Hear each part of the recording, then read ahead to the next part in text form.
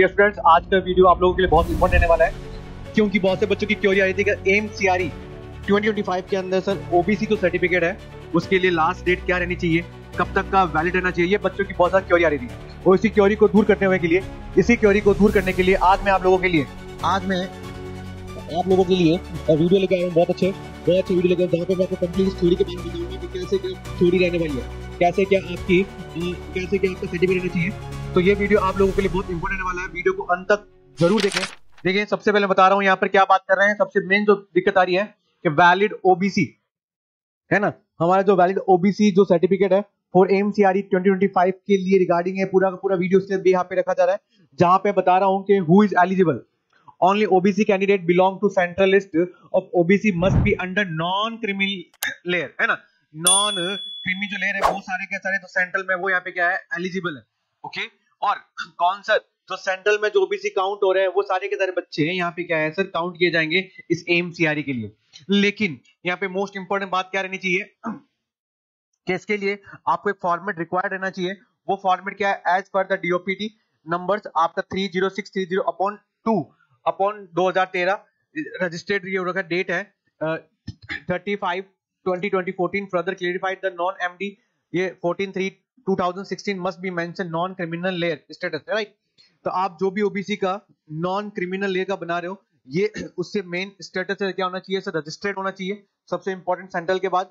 उसके बाद आपकी जो सर्टिफिकेट है ओबीसी वाला वो वैलिड अथॉरिटी होना चाहिए, ऑथराइज्ड बाय द मेंशन इस नंबर से वो क्या होना चाहिए सर, रजिस्टर्ड होना चाहिए। जो 8/9/1993 के अंदर क्या होता है, अनाउंस हुआ था वो आप कोर्ट के थ्रू बन जाता है आराम से, वो कोर्ट के थ्रू आराम से बन जाता है। बस लेकिन सबसे इंपॉर्टेंट जो बच्चे जो बात कर रहे हैं कि सर लास्ट डेट क्या रहनी चाहिए है ना, तो हम उसके बारे में डिस्कस करेंगे यहाँ पे।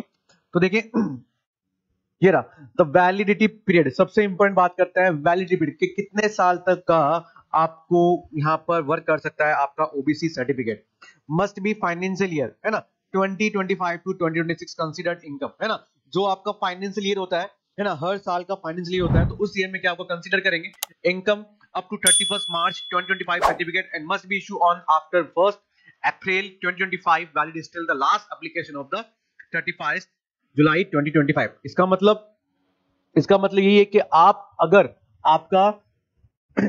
आपका अगर मैं बात करता हूं कि आपका 31 मार्च 2025 से पुराना है तो आप उसको रिन्यू करवा लीजिए, ताकि वो रिन्यू हो जाए और 31 जुलाई 2025 तक आपका ये क्या रहे सर, सर्टिफिकेट रहे सर। ताकि जब डॉक्यूमेंट वेरिफिकेशन होता है, जब क्लाइंट का क्या हो रहा है सर, डीवी होगा उस वक्त ये आप लोगों के लिए बहुत ज्यादा यूजफुल होना चाहिए। नो डाउट किसी ने 2024 में बनाया था वो भी वैलिड है, लेकिन क्या पता वो 31 मार्च 2025 तक क्या हो गया, उसका वैलिडिटी खत्म हो चुकी है। तो रिस्क नहीं लेना, क्योंकि सम टाइम क्या होता है जब आपका सिलेक्शन हो जाता है और आप जब डीवी करवाते हैं तो आपका सर्टिफिकेट अगर एक्सपायर होता है तो आप अपनी एक कदम से क्या हो सकते हैं, दूर हो सकता है। तो रिस्क बिल्कुल नहीं लेना। अब आप बोलोगे सर कैसे अप्लाई करें, आप डायरेक्ट अप्लाई कर लें। आपके पास जो नंबर्स आएंगे है ना, वो नंबर डायरेक्टली क्या कर देना सर, फिल कर देना। जब भी आप क्या हो सर फॉर्म फिल करें वो नंबर आपको यहाँ पे क्या कर देना सर, फिल कर देना, ताकि आपको किसी प्रकार की दिक्कत है ना है। तो 31 मार्च 2025 से पुराना आप नहीं रखें, आप फ्रेश बनाएं ताकि आप लोगों के लिए किसी प्रकार की दिक्कत ना आए। सबसे इंपॉर्टेंट बात ध्यान रखना, 30 मार्च 2025 से पुराना सर्टिफिकेट नहीं होना चाहिए। नेक्स्ट सर क्या कह रहा है, if you don't have new certificate upload the older OBC certificate and an announcement number slip renewal application must be submitted valid certificate when the ask and link to old certificate, right। बहुत अच्छा, ये कह रहा है कि अगर आपके पास new certificate नहीं है तो आप अपना ओल्ड सर्टिफिकेट वहां पे लगा सकते हैं, और साथ ही साथ वहां पे आपका जो एनलॉजमेंट नंबर स्लिप होगा जो रिन्यूअल का, वो भी आपको वहां पे क्या करना है सर, सबमिट करना है कि भैया मैंने न्यू सबमिट कर दिया था एनरोलमेंट के लिए, ठीक है, लेकिन वो जब तक नहीं आया तब तक वो पुराना एक्सेप्ट है। तो इस कंडीशन में भी आपका जो ओबी सर्टिफिकेट है वहां पे क्या हो सकता है सर, एक्सेप्ट हो सकता है।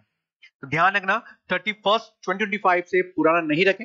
अगर नहीं बन रहा है तो आपका एनरोलमेंट नंबर है वो स्लिप आप लगा दीजिए और ओल्ड सर्टिफिकेट लगा दीजिए, ताकि किसी प्रकार की आपको आने वाले टाइम में दिक्कत ना आए। Clear. Next central OBC link, right.